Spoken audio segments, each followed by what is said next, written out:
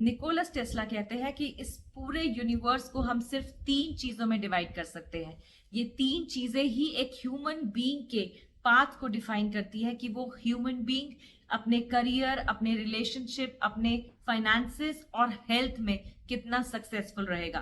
तो नमस्कार दोस्तों, मैं हूं मानसी और आज मैं बात करूंगी बहुत ज्यादा जरूरी वो 3 चीजों की जो हमारी लाइफ में वो मैनिफेस्टेशन क्रिएट करने की पावर रखती है। सबसे पहली चीज है, उसे बोलते हैं फ्रीक्वेंसी। ये हम सब ने ही बहुत बार सुना हुआ है कि फ्रीक्वेंसी को टैप करो, हाईएस्ट फ्रीक्वेंसी पर जाओ। पर ये फ्रीक्वेंसी है क्या? ये फ्रीक्वेंसी वो इंफॉर्मेशन है जो हम अब्सॉर्ब कर रहे हैं। सबसे इंपॉर्टेंट चीज कि हम क्या एब्जॉर्ब कर रहे हैं। अगर मैं किसी रेडियो में कोई गाना सुन रही हूं तो वो गाना मैं एब्जॉर्ब कर रही हूं, वो मेरी फ्रीक्वेंसी है। फिर सेकेंड चीज आती है, वो है वाइब्रेशंस। आपकी वाइब्रेशंस क्या है?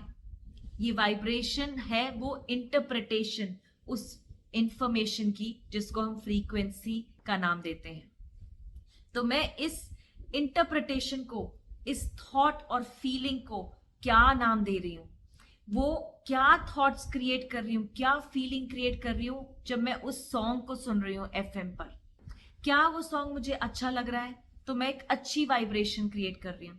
अगर वो सॉन्ग मुझे बुरा लग रहा है तो मैं वो बुरी वाइब्रेशन क्रिएट कर रही हूँ। तो वाइब्रेशन है वो इंटरप्रिटेशन उस थॉट्स और फीलिंग की टुवर्ड्स दैट इंफॉर्मेशन जो हमारी फ्रीक्वेंसी है। तीसरी चीज जो मैं डिस्कस करना चाह रही हूँ वो है आपकी एनर्जी। अब एनर्जी क्या है? एनर्जी है उस इंफॉर्मेशन की इंटरप्रिटेशन और उसके बाद उसकी इंटेंसिटी, किस इंटेंसिटी पे मैं वो इंटरप्रेट कर रही हूँ। मतलब मैं कितनी देर तक उसी थॉट्स और उसी फीलिंग को जी रही हूँ, कितनी देर तक और कितनी स्ट्रांगली वो फीलिंग को फील कर रही हूँ। तो वो मेरी एनर्जी बन जाती है कि ये, फॉर एग्जाम्पल अगर मैं वो रेडियो पर गाना सुन रही हूँ तो कितनी देर तक मैं खुद गुनगुना रही हूँ, कितनी देर तक मैं उसको फील कर रही हूँ उस सॉन्ग को, वो मेरी एनर्जी है। तो जब ये तीनों चीजें मिल जाती है तो ये तीनों चीजें हम टैप कर सकते हैं अपने फुल पोटेंशियल से और हम इसका एक मैनिफेस्टेशन क्रिएट कर सकते हैं। निकोलस टेस्ला ने ये भी बोला है अपनी बुक में कि ये पूरी यूनिवर्स को हम एक फोटोकॉपी मशीन की तरह बोल सकते हैं। जो भी हमारी वाइब्रेशन, फ्रीक्वेंसी और हमारी एनर्जी है, इन सब चीजों को हम एकत्रित करके वो पॉजिटिविटी अपनी लाइफ की क्रिएट करके प्रिंट आउट निकाल सकते हैं उस मैनिफेस्टेशन का, उस रियलिटी का जो हमें अपनी लाइफ में क्रिएट करना है।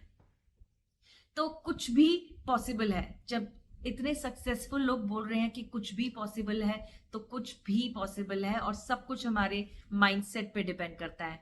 अगर मैं किसी इवेंट को इंटरप्रेट कर रही हूँ एज अ पॉजिटिव इवेंट तो वो मेरा माइंडसेट है जो पॉजिटिव है। अगर मैं उसी इवेंट को, उसी इंफॉर्मेशन को नेगेटिव बोल रही हूँ कि ये अच्छा नहीं हुआ, तो वो मेरी इंटरप्रिटेशन है। तो कभी ना कभी हम कंफ्यूज हो जाते हैं कि मेरा मूड डिपेंड करता है कि मैं क्या फील करती हूँ, बट ये गलत है। दिस इज अ मिथ कि मेरा मूड के हिसाब से मेरी फीलिंग जनरेट होती है, बल्कि मैं अपने मूड को सही करके एक अच्छी फीलिंग क्रिएट करती हूँ जिसके जरिए मैं वो इंफॉर्मेशन को इंटरप्रेट करती हूँ एज अ पॉजिटिव इंफॉर्मेशन।